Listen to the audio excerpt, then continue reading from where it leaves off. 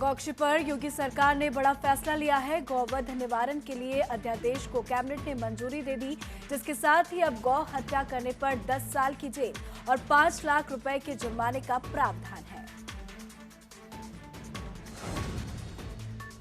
69,000 सहायक शिक्षक भर्ती आंसर की मामले पर आज फैसला आएगा। इलाहाबाद हाईकोर्ट की लखनऊ बेंच सुनाएगी आज फैसला। आपको बता दें कि 8 जून को कोर्ट ने फैसले को रिजर्व रख लिया था।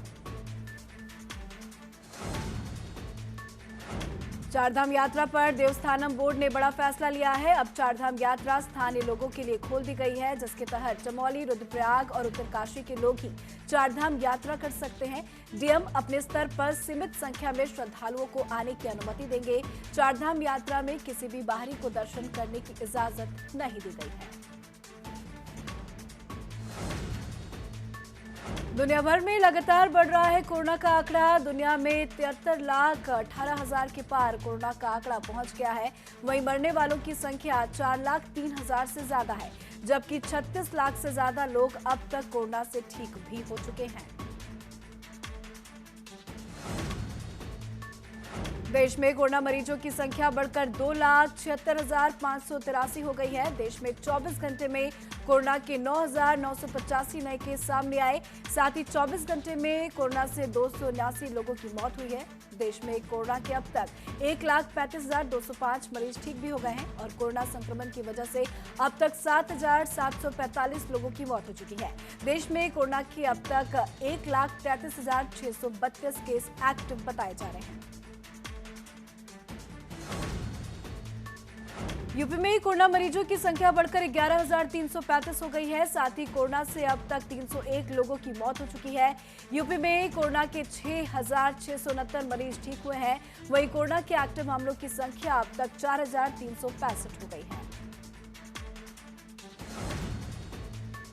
उत्तराखंड में लगातार बढ़ रहा है कोरोना का आंकड़ा। देवभूमि में 1,537 लोग कोरोना पॉजिटिव पाए गए। वहीं अब तक 755 लोग ठीक भी हो चुके हैं। राजधानी दिल्ली में भी नहीं थम रहा कोरोना का ग्राफ। दिल्ली में 31,000 के पार कोरोना मरीजों की संख्या। दिल्ली में 24 घंटे में रिकॉर्ड ब्रेक हुआ है। 366 मरीज सामने आए हैं। वहीं दिल्ली में अब तक कोरोना से 905 लोगों की मौत हो चुकी है। यूपी की राजधानी लखनऊ में 24 घंटे में 12 नए केस सामने आए, जिसके साथ ही कोरोना मरीजों की संख्या 480 पहुंच गई। वहीं लखनऊ में अब तक 7 लोगों की मौत हो चुकी है। मेरठ में भी कोरोना के 7 नए मामले सामने आए हैं। जिले में 539 लोग कोरोना पॉजिटिव है। वहीं जिले में अब तक 41 लोगों की मौत हो चुकी है। राजनगरी आगरा में भी 11 नए लोगों में कोरोना के लक्षण सामने आए, जिसके साथ मरीजों की संख्या 981 पहुंच गई। वहीं आगरा में 882 लोग ठीक भी हो चुके हैं, जिसके साथ जिले में कोरोना के 116 एक्टिव केस बताए जा रहे हैं। बदायूं में गाजियाबाद से रिश्तेदारी में आए कोरोना संक्रमित के इलाज के दौरान मौत हो गई। मरीज के कोरोना संक्रमित मिलने पर उसे बरेली के राममूर्ति मेडिकल कॉलेज में भर्ती कराया गया था।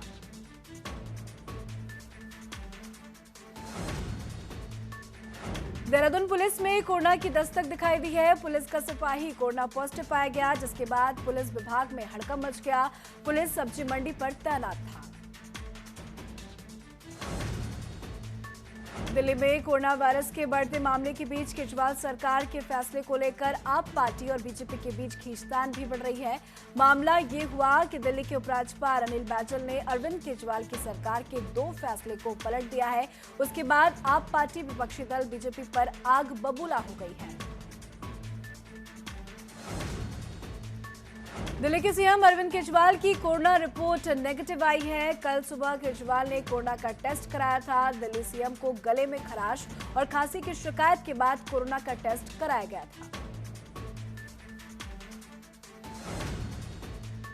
उत्तराखंड के सीएम त्रिवेंद्र रावत आज सुबह 11 बजे पीएम मोदी से वीडियो कॉन्फ्रेंसिंग में बात करेंगे। ये कॉन्फ्रेंसिंग चारधाम यात्रा समेत कई मुद्दों पर होगी। चारधाम यात्रा को आम लोगों के लिए शुरू करने पर पीएम से चर्चा हो सकती है। अनलॉक 1 के दौरान देश प्रदेश में मठ मंदिर जनता के लिए खोल दिए गए हैं। ऋषिकेश में भी, जहां करीब 2.5 महीने बाद मंगलवार को त्रिवेणी घाट पर श्रद्धालुओं के लिए गंगा की आरती शुरू हुई। गंगा आरती के दौरान श्रद्धालु सोशल डिस्टेंसिंग के नियम का पालन करते हुए दिखाई दिए। करीब 2.5 महीने बाद गंगा आरती में शामिल होकर श्रद्धालु काफी खुश नजर आए। बताते चले कि थर्मल स्क्रीनिंग के बाद ही श्रद्धालु जो है वो आरती में प्रवेश कर पाएंगे। उत्तराखंड में हल्की बारिश का दौर जारी है। 12 जून से प्रदेश में प्री मानसून की एंट्री हो सकती है। कुमाई में मौसम विभाग ने भारी बारिश की चेतावनी दी है। वहीं गढ़वाल में भी हल्की बारिश हो सकती है। कीर्तिनगर के चौरस इलाके के लोग खनन और व्यापारियों से काफी ज्यादा परेशान हैं। यहां पर बड़ी गाड़ियों के चलते इलाके की सड़कें टूटने लगी हैं, जिससे सड़क में बड़े बड़े गड्ढे बन गए हैं, जिससे परेशान होकर स्थानीय लोगों ने संगम विहार चौराहे पर थाली ताली बजाकर अपना विरोध जाहिर किया। ग्रामीणों का ये भी आरोप है कि कई बार शिकायत की गई, लेकिन कोई ठोस कार्रवाई नहीं की गई। काशीपुर में युवक ने महिलाओं को हॉकी से दौड़ाकर पीटने का मामला सामने आया। फिलहाल पीड़िता की शिकायत पर पुलिस ने युवक को हिरासत में ले लिया है। इंसानियत को शर्मसार करने वाला ये वीडियो काफी ज्यादा वायरल हो रहा है। कन्नौज के जलालाबाद में भीषण हादसा हो गया। हादसे में टूरिस्ट बस और डीसीएम में जोरदार टक्कर हो गई, जिसमें एक ही परिवार के 12 लोग घायल हो गए। वहीं 4 लोगों की हालत नाजुक बनी हुई है। फर्रुखाबाद के बरौल L1 अस्पताल में मरीजों के खाने को लेकर बवाल मच गया। मरीजों का खाना डॉक्टरों द्वारा खा लेने का एक सीओ के बयान के बाद डॉक्टरों ने हड़ताल करना शुरू किया। उधर एक मरीज ने दाल में कीड़ों और जली हुई रोटियों का वीडियो भी वायरल कर दिया। वीडियो में रोटियां जली हुई दिखाई दे रही हैं। वहीं डीएम मानवेंद्र सिंह ने बताया कि L1 अस्पताल में खाने की कोई अव्यवस्था नहीं है। खाना वितरण की वीडियोग्राफी कराई जा रही है। मरीजों को सही खाना दिया जा रहा है। जौनपुर की सराय ख्वाजा थाना के भद्दी गांव में बकरी और भैंस चराने को लेकर बच्चों के विवाद में 2 पक्षों में मारपीट और हिंसक झड़प हो गई। इस दौरान एक पक्ष ने दूसरे पक्ष के आधा दर्जन छप्पर में आग लगा दी। सूचना मिलते ही डीएम और एसपी के नेतृत्व में भारी संख्या में पुलिस बल घटनास्थल पर पहुंच गया और कड़ी मशक्कत के बाद फायर ब्रिगेड की टीम ने आग पर काबू पाया है। पुलिस ने मामले में मुकदमा दर्ज कर लिया है और कई लोगों को गिरफ्तार भी किया है। झांसी के थाना सीपरी बाजार में सड़क पर रखे बिजली के ट्रांसफार्मर में आग लग गई। मकई धमाके के साथ धू कर ट्रांसफार्मर जलने लगे। सूचना देने के बावजूद भी मौके पर फायर ब्रिगेड की गाड़ियां नहीं पहुंच पाई।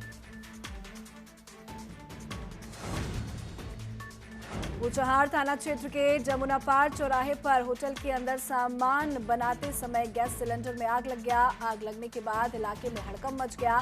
आग लगने से हजारों का सामान जलकर खाक हो गया। स्थानीय लोगों और दुकानदारों के साथ मिलकर आग पर काबू पाया गया।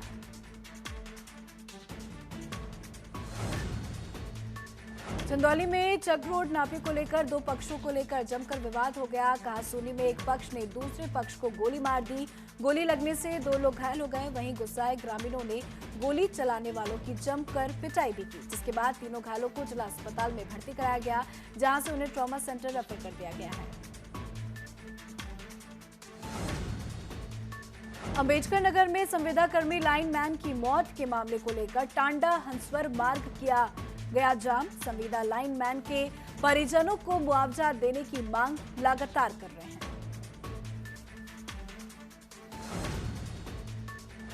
नोएडा के फेज 3 कोतवाली में पुलिस ने 25,000 का इनामी बदमाश को गिरफ्तार किया है। पुलिस के मुताबिक इनामी बदमाश गैंगस्टर समेत आधा दर्जन मामलों में वंचित चल रहा था। मुजफ्फरनगर में अनलॉक 1 में आपराधिक गतिविधियां बढ़नी शुरू हो गई हैं। बाइक सवार बदमाशों ने फाइनेंस का पैसा इकट्ठा कर लौट रहे फाइनेंस कंपनी के कर्मचारी से तमंचे के बल लाखों की नकदी लूट ली है। घटना के बाद अपराधी मौके से फरार हो गया। घटना की सूचना पर पहुंची पुलिस ने मामले की जांच पड़ताल शुरू कर दी है। बुलंदशहर में बदमाशों ने छत पर सो रहे युवक की गोली मारकर हत्या कर दी। बदमाशों ने युवक के सिर पर गोली मारी है। घटना के बाद मौके पर पहुंची पुलिस ने मामले की जांच शुरू कर दी। उधम सिंह नगर के नानकमट्टा इलाके में तालाब की खुदाई हो रही है। सरकारी तालाब की मिट्टी आदर्श कॉलोनी में डालने से नाराज ग्रामीणों ने हंगामा काटा, तो वहीं तहसीलदार ने आपदा राहत कार्य के तहत आदर्श कॉलोनी में मिट्टी डालने की बात कही है। वहीं पंचशील कॉलोनी में भी जल भराव वाले स्थान पर भी जल्द मिट्टी भरने की आश्वासन दिया गया है। कन्नौज के इंद्रगढ़ इलाके में संदिग्ध परिस्थितियों में एक अज्ञात वृद्ध का शव खेत में पड़ा मिला। सूचना मिलते ही मौके पर पहुंची पुलिस ने शव को कब्जे में लेकर पोस्टमार्टम के लिए भेज दिया है। पुलिस शव की शिनाख्त कराने में जुटी हुई है, लेकिन काफी देर तक मृतक की पहचान नहीं हो सकी।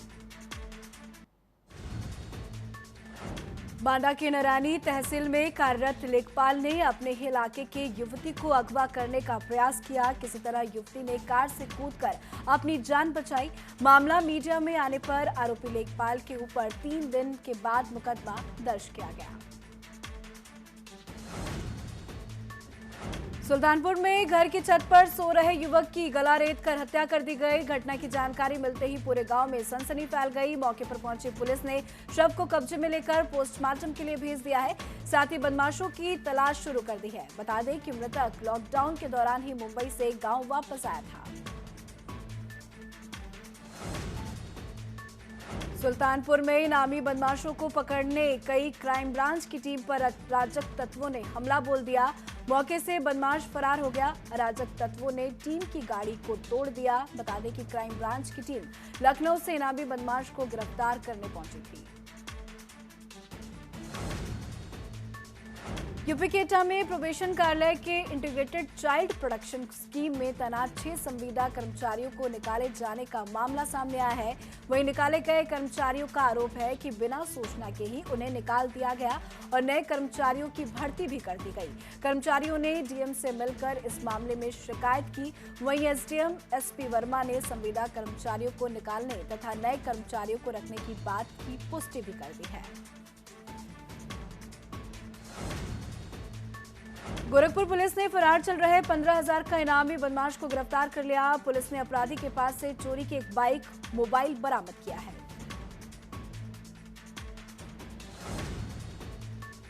बरेली में कटराचांद में फायरिंग के दौरान हुई घायल शख्स सचिन मौर्य की इलाज के दौरान मौत हो गई। परिवार में हड़कंप मच गया है। बता दें कि 6 जून की रात फायरिंग की घटना में पति पत्नी घायल हो गए थे। पुलिस ने शव को कब्जे में लेकर पोस्टमार्टम के लिए भेज दिया है।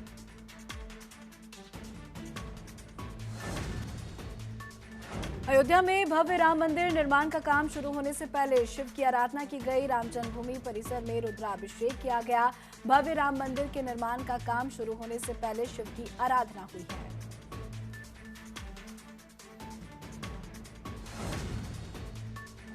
आलिया अपनी हाउस हेल्प के बर्थडे को लेकर चर्चा में चल रही है। इस वीडियो को आलिया की हाउस हेल्प राशिदा शेख ने अपने सोशल मीडिया अकाउंट पर शेयर किया है। इस वीडियो में आलिया और शाहीन भट्ट राशिद का बर्थडे मनाते नजर आ रहे हैं।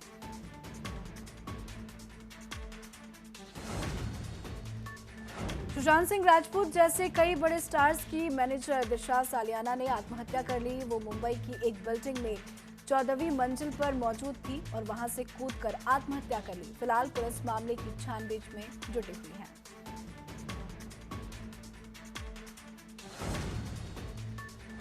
इन दिनों अमिताभ और आयुष्मान की आने वाली फिल्म गुलाबों सिताबों की मेकिंग की वीडियो के हर जगह चर्चे चल रहे हैं। वीडियो में सेट पर स्टार्स की मस्ती देखने को मिल रही है। अमिताभ और आयुष्मान मस्ती भरे अंदाज में शूट करते हुए नजर आ रहे हैं।